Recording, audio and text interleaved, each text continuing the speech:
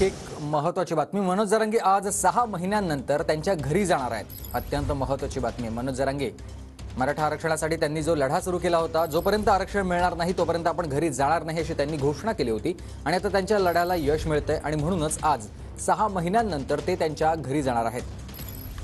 खाली मरून दिलं नाही, एवढा समुदाय होता तरी एका नाही, शांततेत गेले आणि शांततेत आरक्षणच घेऊन मागे आले. आरक्षण घेऊन आले म्हणजे ती आरक्षण मिळण्यासाठी जो कायदा लागतो हे कायद्याचं राज्य.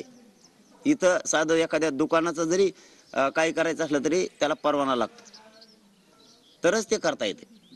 नसतं आरक्षण तिथं काय एखाद्या गमिल्यात किंवा गुन्हे ठुलले की मग जायचं घेऊन यायचं. कायदा बनवावाच लागणार आहे, त्याशिवाय ते मिळणार नाही. आणि जे आम्हाला अपेक्षित होतं ते झालं. सगळ्या सोयऱ्यांसाठी आम्हाला अध्यादेश गरजेचा होता. आता त्याचं कायद्यात रूपांतर होईल. त्याची अंमलबजावणी करण्यासाठी 10 तारखेला आमरण उपोषण ठेवलं.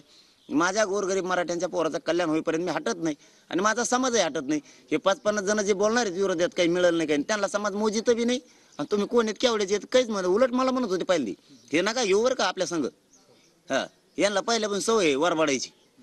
म्हणलं नको, आपण मातृत्वाच्या भूमिकेत राहू.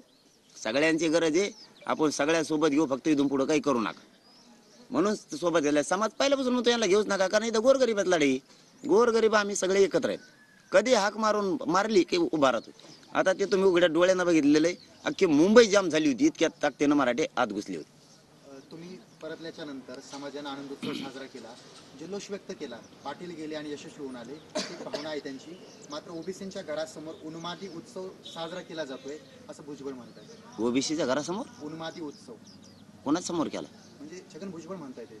हा ना, पण कोणाच्या घरासमोर केला? ओबीसींच्या. कुठं केलाय? ओबीसींच्या घर आमचे तो येत काय? तो काय संबंध आहे? राजकारणी सगळ्या दुनियाचं खातो तो कोणकडे बी. तो काय संबंध आहे? ओबीसी आमच्यात नाचवतोय गुलाली. तुला काय माहिती रे? पडत एक कोपऱ्या लोक उठत जाशील टुपकन राह ना गप. ओबीसीचा काय संबंध आहे? उन्माताचा काय संबंध? आनंद आहे, ती दिवाळी आहे फक्त. एकदा या कायद्याची अंमलबजावणी होऊन सगळ्या सोयऱ्याच्या मार्फत एक पत्र मिळालं ना, तू फक्त महादिवाळी बघ आणि विजयाची महासभा बघ कशी असते. आणखीन तुला लय बघायचंय.